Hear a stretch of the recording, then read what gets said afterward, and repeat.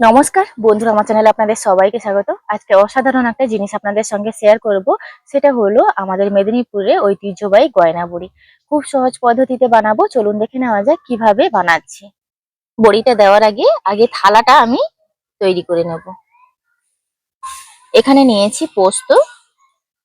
পোস্তর যা দাম, হালকা করে ছড়িয়ে দিচ্ছি। এগুলো সাধারণত আমরা পোস্ত আর তিল দিয়ে থাকি।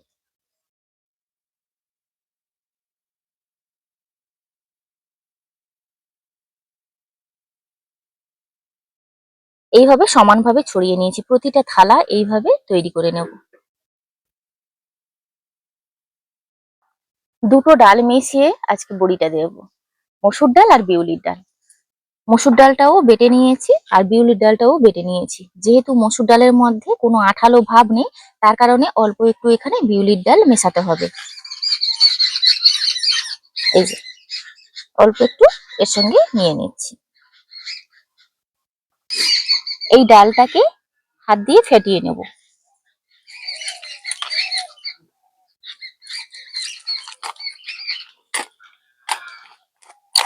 টানা 5-7 মিনিট ফেটিয়ে নেওয়ার পর কালারটাও চেঞ্জ হয়ে যাবে আর আপনাদেরকে দেখিয়ে দেব। কিছুক্ষণ ফেটিয়ে নেওয়ার পর কালারটাও চেঞ্জ হয়ে গেছে। এই পর্যায়ে লবণ দিয়ে দেব। আবারও 2-3 মিনিট ফেটিয়ে নেব। এইভাবে ফেটিয়ে নেওয়ার পর দেখুন পুরো সাদা হয়ে গেছে। আর একটু জলে ফেলে আপনাদেরকে দেখিয়ে দিই। এই যে দেখুন ভেসে আছে, তার মানে কিন্তু ডালটা খুব ভালোভাবে ফাটানো হয়ে গেছে। এরকম তেলের প্যাকেটের মধ্যে নিয়ে নিচ্ছি।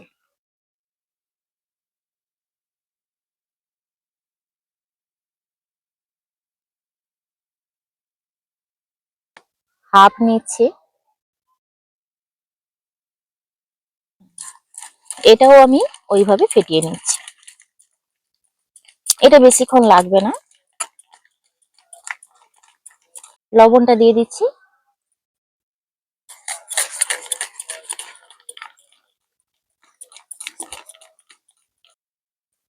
এই যে দেখুন এটাও কিন্তু ফেটানো হয়ে গেছে। এটাও ভেসে আছে।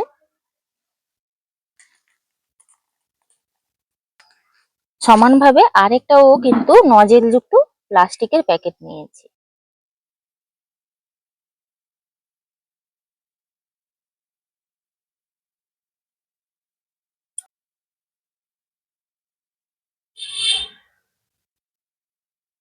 এবার বড়িগুলো দিয়ে দেব।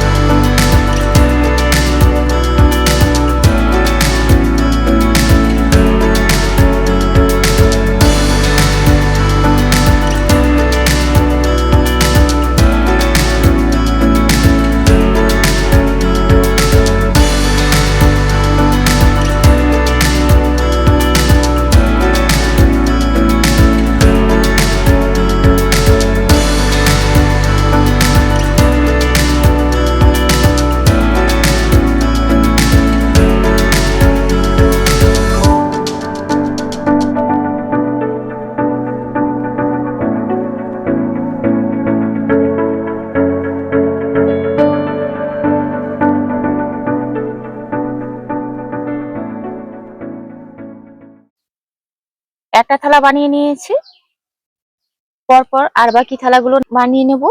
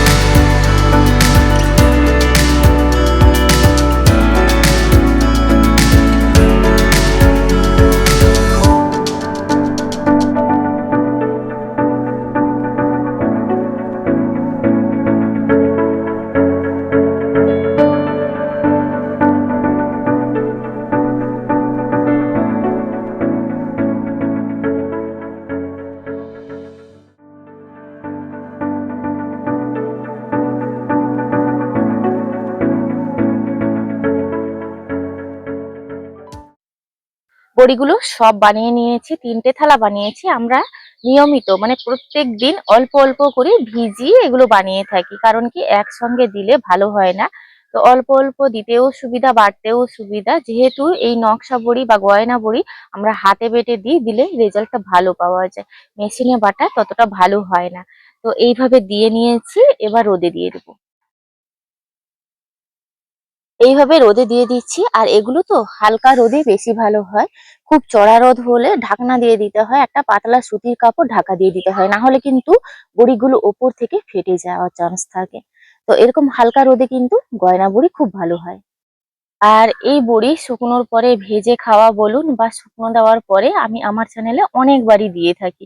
যেহেতু আমাদের এটা কিন্তু শীতকালীন একটা মানে বলতে পারেন নিয়মিত ব্যাপার। এই বড়ি দেওয়ার ব্যাপারটা প্রত্যেকদিন লেগেই থাকে যতদিন শীত থাকে। তো আজকের ভিডিওটি এখানেই শেষ করছি। ভিডিওটি ভালো লাগলে বন্ধু প্রিয়জনের মধ্যে শেয়ার করে দেবেন। আপনারা সবাই ভালো থাকবেন, সুস্থ থাকবেন, সাবধানে থাকবেন।